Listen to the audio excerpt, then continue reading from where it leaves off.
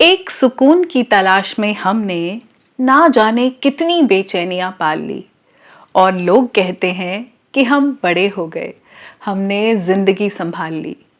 है जिंदगी संभली हुई? लगता है ना सब कुछ एकदम बिखरा बिखरा। और सुकून, सुकून तो कहीं है ही नहीं। सुकून की जगह जो एक्चुअली फीलिंग्स है वो है बहुत चिड़चिड़ेपन की, फ्रस्ट्रेशन की। गुस्सा आता है बहुत ज्यादा। क्या आप भी इन्हीं चीज़ों से डील कर रहे हो? क्या हर वक्त आपके अंदर भी बहुत ज़्यादा चिड़चिड़ाहट है, फ्रस्ट्रेशन भरी हुई है, गुस्सा निकलता है, एंगर इश्यूज हैं? जबकि लेडीज को अलाउड नहीं है गुस्सा करना। एंगर तो ना बड़ी मर्दाना चीज है, आदमी को गुस्सा आना जस्टिफाइड है, लेडी को, घर की वाइफ को गुस्सा आता है, कितनी खराब है। अब यही पॉज करके लेडीज मुझे बताएंगी जिनको गुस्सा आता है कि ये बात सच है। मैं ऐसे ही नहीं बोल रही कि सब महिला एकदम शांत, एकदम बिल्कुल कूल कूल ठंडी ठंडी है, ऐसे नहीं है। गुस्सा है, बिल्डअप इमोशंस है, बहुत सारे वॉल्केनो की तरह भरी हुई हैं। जरा सा कुछ होता है तो फट पड़ती हैं। इतने सारे चुटकुले, इतने सारे मैसेजेस सर्कुलेट होते हैं कि औरतें किस तरह से एकदम चंडी का रूप धारण कर लेती हैं हाथ में बेलन लेके। आपके हस्बैंड भी आपको हर वक्त ये जताएंगे कि उन बेचारों की लाइफ कितनी मिजरेबल है क्योंकि आप इतने गुस्से में रहते हो। क्यों है इतना चिड़चिड़ापन? इस पे बात करते हैं, पर पहले आप कमेंट लिखेंगे कि हाँ, चिड़चिड़ापन है, फ्रस्ट्रेशन भी है और बहुत गुस्सा आता है, रोज रोज आता है, अंदर से हालत खराब है और अच्छा भी नहीं लगता है। आता तो है गुस्सा, वो सब ठीक है, लेकिन उसके बाद खुद से नफरत होने लगती है कि क्यों क्यों मैं अपने इमोशंस को कंट्रोल कर नहीं पा रही, ऐसा क्या है? बुरा भी लग रहा है, समझ भी आ रही है ठीक नहीं है, लेकिन कंट्रोल नहीं है। तो चलो इसको डिटेल में समझने की कोशिश करते हैं। तसल्ली से बैठना, एक कॉफी ले लो, ग्रीन टी ले लो, आराम से बैठ के सुनो जो बात मैं बता रही हूँ, और इससे अगर अग्री करो तो पॉइंट्स कहीं लिख लेना ताकि आगे रेफरेंस में आपको हेल्प करे। 3 मेजर रीजंस हैं हमारी इंडियन सोसाइटी में लेडीज के चिड़चिड़ेपन, गुस्से, फ्रस्ट्रेशन की, जो एंगर इश्यूज हैं। इसकी सबसे पहली वजह यह है कि हमारे यहाँ लेडीज की लाइफ सिर्फ एडजस्टमेंट और कॉम्प्रोमाइज पे ही टिकी हुई है। उनको बचपन से ये कहा गया है कि बेटा जिस घर में जाओगे वहां पे उनके हिसाब से, उनके रंग में रंग जाना, जो आपको कहा जाए वैसे कर लेना, जैसे पूजा पाठ बोले, जो खाने को बोले, जो पहनने को बोले, हर चीज में एडजस्टमेंट है। लाइफ सिर्फ एडजस्टमेंट और कॉम्प्रोमाइज हो गई है। हस्बैंड जो छन छन के टाइम देंगे तो भी ठीक है, नहीं देंगे तो भी ठीक है, उनकी आपसे डिमांड्स कुछ ज्यादा हैं तो वो सब पूरी करो। वो कहते कि परिवार को हमेशा सर्व करो तो वो करो, मतलब सिर्फ एडजस्टमेंट ही है। और मजेदार बात यह कि वो सिर्फ शादी के बाद ससुराल से शुरू नहीं हुई, वो अपने घर से भी थी, वहां भी एडजस्ट ही करना था। लड़कियों को अलाउड नहीं है कि हर तरह के कपड़े पहनो, फ्रेंड्स के साथ बाहर जाओ, मूवीज देखो, ये करो, जॉब करनी है शहर से बाहर जाके, कि नहीं, लड़कियों के लिए बहुत रिस्ट्रिक्शंस हैं। तो वो इतने सालों के एडजस्टमेंट और कॉम्प्रोमाइज ऐसे मोड़ पे लाके खड़ा कर देते हैं कि अब कुछ अच्छा नहीं लग रहा है, समझ नहीं आ रहा है, सिर्फ फ्रस्ट्रेशन है कि सिर्फ मैं ही क्यों। पहले घर में पापा और भाई सुप्रीम थे, मतलब वो सबसे ऊपर थे, उन्हीं को इंपॉर्टेंस थी, उनकी हर चीज सही थी, उनको सब अलाउड था। और आज पति, ससुर, देवर, घर के अभी भी वही इंपॉर्टेंट है। इनफैक्ट सासू माँ भी इंपॉर्टेंट है, मैं ही इंपॉर्टेंट नहीं हूं। एक मोड़ पे इतने बिल्डअप हो जाते वो इश्यूज के, वो सिर्फ फिर गुस्से की तरह निकलते, चिड़चिड़ेपन में निकलते हैं। मानते हो आप ये बात? दूसरा सबसे बड़ा रीजन जो है, जिंदगी में कोई डायरेक्शन नहीं है, बड़ी मोनोटोनस लाइफ है। रोज सुबह उठना है, किचन में ही दिन की शुरुआत होगी, 3 टाइम का खाना बनाना है, सफाई करनी है, कपड़े धोने हैं, ये बिस्तरे बदलने हैं, बच्चे चले गए तो पीछे से समेटना है, अगर घर में पौधे हैं तो पौधों को पानी देना है। उसके बाद अगर आज अब दिवाली आ रही है तो एक्स्ट्रा काम करना है। मतलब आपकी जिंदगी में रोज वही सेम चीजें हैं, ना कोई रंग है, ना कोई खुशियां हैं, ना कुछ, कोई डायरेक्शन ही नहीं है कि जाना क्या है। मतलब मैं रोज उठती हूँ इसीलिए, कुछ नहीं है। और ये सब शुरू होता है स्पेशली जब आप एक माँ बन जाते हो। एक माँ जब कोई लड़की बनती है, फिर वो चाहे 18 में बने, चाहे 22 में बने, चाहे 28 में बने, चाहे 35 में बने, वो फिर सिर्फ एक माँ हो जाती है। उसके बाद उसके बाकी आइडेंटिटी को जीरो करना होता है। और माँ का मतलब तो आपको पता ही है क्या है।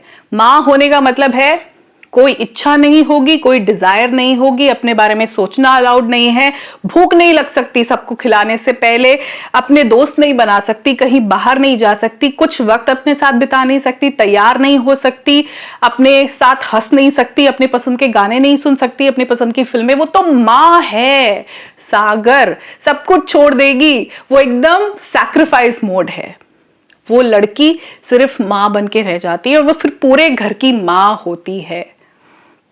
उसके लिए सब बच्चे हैं, किसी की हेल्थ ठीक नहीं है, उस बच्चे का ध्यान उसको रखना है नर्स बन के, किसी के कपड़े नहीं धुले हुए तो उस बच्चे की, चाहे वो बच्चे उससे बड़े हों, उनके लिए वो धोबी बनेगी, कपड़े धोएगी, प्रेस करेगी। किसी बच्चे को भूख लगी है तो वो सो भी रही होगी तो उठ के खाना देगी। घर के सब मेंबर्स बच्चे हैं, वो माँ है। ये माँ मोड में एक लड़की जब खुद को ढूंढने लगती है ना कि मेरे अंदर इच्छाएं हैं, मेरे अंदर डिजायर्स हैं, मुझे प्यार चाहिए लाइफ में, मुझे एक ह्यूमन टच की जरूरत है, मुझे कोई समझे, मैं बात करना चाहती हूँ, मैं खुल के जीना चाहती हूँ, मैं आजाद होना चाहती हूँ, मैं उड़ना चाहती हूँ, तब फ्रस्ट्रेशन होती है जब वो इस मोनोटनी में एक माँ के रोल में खुद को फिट नहीं कर पाती। उसको लगता है कि मैं सैक्रिफाइस की देवी तो सिर्फ नहीं हूं, पर उसको हर दिन रोल वही प्ले करना है। और तीसरा रीजन जो इतने फ्रस्ट्रेशन का है वो ये है, और ये बड़े ध्यान से सुनना, थोड़ा समझना जो मैं कहना चाह रही हूं। एक वाइफ हमेशा एक गुनहगार मोड में रहती है, हमेशा एक गुनहगार, जैसे वो एक उससे कोई बहुत गुनाह कर दिए हैं, क्रिमिनल है वो। उसको ट्रीटमेंट अपने हस्बैंड से स्पेसिफिकली ऐसा मिलता है कि वो बेवकूफ है, एक तो उसको कोई समझ नहीं है, उसको बच्चे पालने नहीं आते, वो इतनी चिड़चिड़ी और इतनी गुस्सैल है कि उससे ठीक से कौन बात करे। अरे तुम्हारे तरफ देखेगा कौन? तुम्हें लग रहा है तुम्हें अटेंशन दी जाएगी? अपनी हालत देखो, तुम कैसी हो, तुम हर वक्त तुम गुस्से में हो, इतनी नेगेटिव हो, तुम्हारे तो पास भी आ रहा है ऐसा लगता है कि उफ जिंदगी में नेगेटिविटी हो जाएगी। वो हर वक्त गुनहगार मोड में है। नोटिस करना लेडीज, जब आप बाहर जाते हो तो पति कैसे रौब से चलते हो और आप ऐसे नीचे झुका के कि खाना खाने ले जा रहे हैं तो बहुत एहसान है, मैं तो इस लायक ही नहीं हूं कि मुझे बाहर ले जाया जाए, मैं तो इस लायक ही नहीं हूं कि मुझे शॉपिंग ले जाया जाए। आई नो कि ये सबके साथ नहीं है, बट अभी भी बहुत सारी औरतों को डोमिनेट किया जाता है, बहुत सारे, उसमें सब कुछ इंक्लूडेड है। उनको डोमिनेट किया जा रहा है कि देखो मेरे घर वालों से मुझे तुम दूर ले आई, मैं तो अपने घर में रह रहा था, तुम्हें शौक चढ़ा था कि अलग से रहते न्यूक्लियर फैमिली में, तुम्हारी वजह से मैं अपने घर वालों से दूर हो गया और देखो तुमसे तो घर भी मैनेज नहीं हो रहा। वो बेचारी हर वक्त गुनहगार बनी चलती रहती है, उस पर रौब झाड़े जाते हैं, उसको डोमिनेट किया जाता है, वो डरी डरी सहमी, लेकिन कब तक डरी रहेगी? कर वो सब कुछ रही है, वो गुनहगार है। उसको देखो बच्चों को मैनेज करना नहीं आता, वो बच्चों को डांटती है, पढ़ाती नहीं है ढंग से, घर नहीं मैनेज हो रहा, देखो गंदगी फैली है, देखो कपड़े नहीं धुले, देखो यूनिफॉर्म प्रेस नहीं हुई, ये सब है क्योंकि वो मेंटली साउंड नहीं है। देखो ये तो प्रूव हो गया ना, एक फ्रस्ट्रेटेड औरत, गुस्से वाली औरत जो हर वक्त चिड़चिड़ी है, वो मेंटली साउंड नहीं है। ये तो वो लोग दिखा देते हैं, आपको चिपका देंगे आपके माथे पे स्लिप कि भैया तुम मेंटली साउंड नहीं हो, तुम थोड़ी पागल सी हो।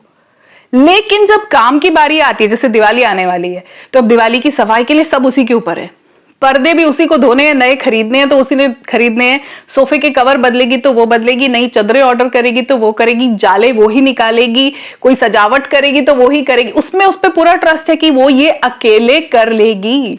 इस वक्त कितनी लेडीज हैं जो दिवाली की सफाई में अपनी कमर तोड़े बैठी हैं, हर रोज कर रही है, थक के सो रही हैं, पैर सूज जाते हैं, लेकिन उनको मदद नहीं मिलती। कौन सा गद्दा वैक्यूम करना है, रसोई के कौन से ड्रॉर को साफ करके उसके वो जो हम बिछाते हैं कुछ पेपर्स वो चेंज करने हैं, ये सिर्फ लेडीज कर रही हैं। वहां पे उनको साथ कोई नहीं देता कि ये तो मेंटली वीक है, चलो इसकी मदद कर दे। मदद कोई नहीं करता, लेकिन वो मेंटली वीक है, ये प्रूवन फैक्ट है। इस वजह से हमारी लेडीज फ्रस्ट्रेटेड है, इस वजह से गुस्सा है, उसको अलाउड नहीं है कि वो कोई इच्छा जगा सके, उसको चुप करा दिया जाता है। कमाती नहीं है तो वैसे ही उसको ये अलाउड नहीं कि वो बोल सके मुझे कोई बड़ी चीज खरीदनी है, कैसे बोलेगी? कमाती तो हो नहीं, बाहर जाओ कमा के लाओ तो पता चले, तुम्हें तो बस डिमांड करनी आती है। उसको हर वक्त नीचा दिखाया जाता है, हर वक्त उससे सैक्रिफाइस कराया जाता है, उसको एडजस्टमेंट करनी ही करनी है, उसको कॉम्प्रोमाइज करने ही करने हैं। इसलिए फ्रस्ट्रेशन है, बहुत ज्यादा फ्रस्ट्रेशन है, बिल्कुल है। तो अब करें कैसे, बाहर कैसे आए?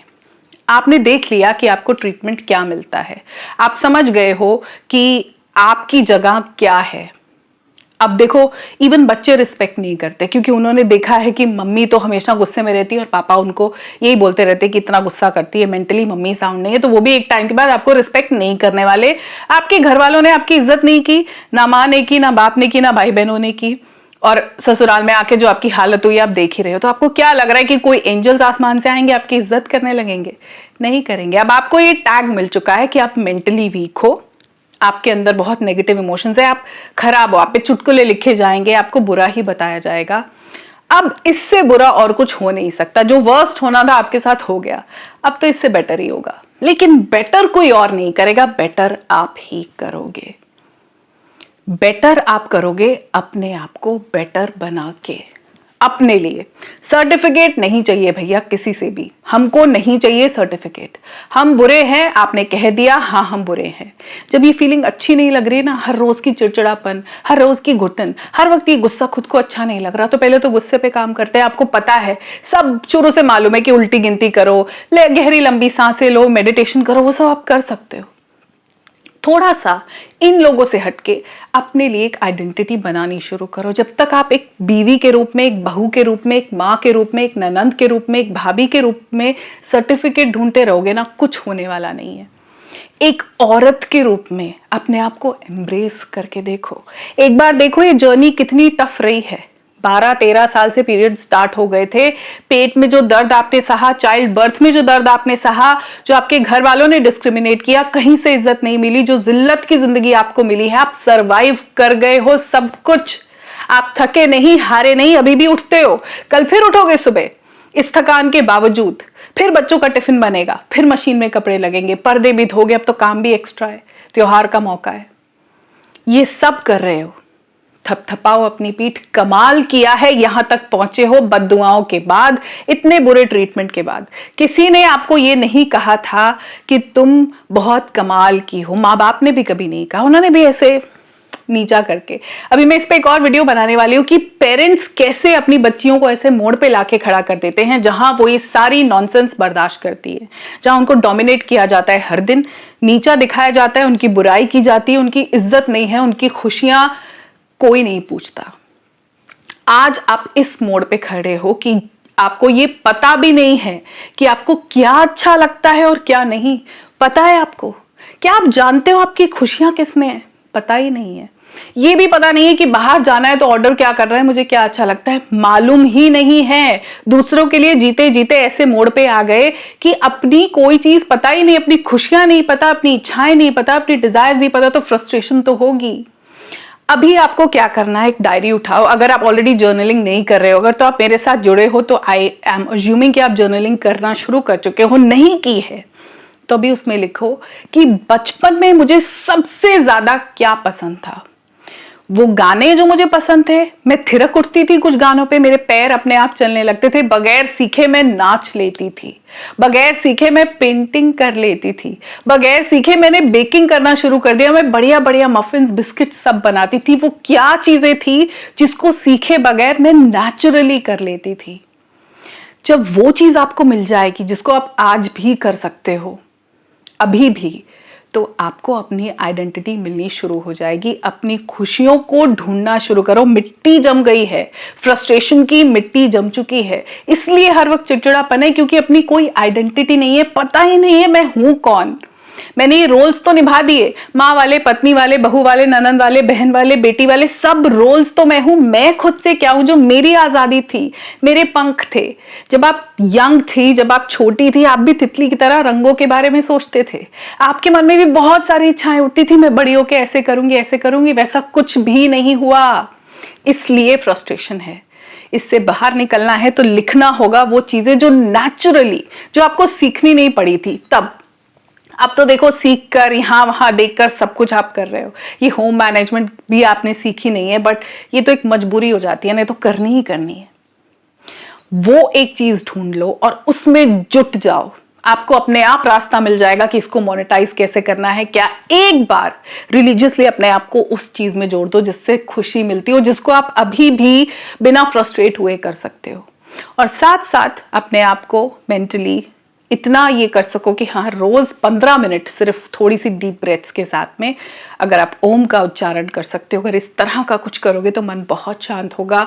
गुस्से से आप खुद भी परेशान हो, आपको अच्छा नहीं लगता है जो आप गुस्से कर रहे हो, आपको पसंद नहीं आता है जो आप फटके पड़ते हो, आपको खुद से नफरत होने लगी है। हमें खुद से प्यार करना है, बहुत हो गई है नफरत, बस अब अपने आप को प्यार करते हैं, एक्सेप्टेंस खुद की चाहिए, इन लोगों की नहीं चाहिए। ये रिश्ते हैं, ये यही रहेंगे, इरिटेट भी करेंगे, फ्रस्ट्रेट भी करेंगे, इनसे इफेक्ट नहीं होना। अपना बेस्ट वर्जन बनना है, खुद में खुद को ढूंढना है, अपने अंदर अपनी मोहब्बत को तलाशना है, इस पूरी दुनिया में अपनी वो खुशी ढूंढनी है जिससे चेहरे पे हर वक्त स्माइल बनी रहे। अगर आप ये कर सकते हो और ये करने को तैयार हो तो कमेंट में मुझे लिखना, I am ready to be happy and to love myself unconditionally. मैं मिलूंगी आपसे अगले वीडियो में बहुत जल्दी। तब तक के लिए खुद से बिना किसी कंडीशन के प्यार करते रहिए। नमस्कार।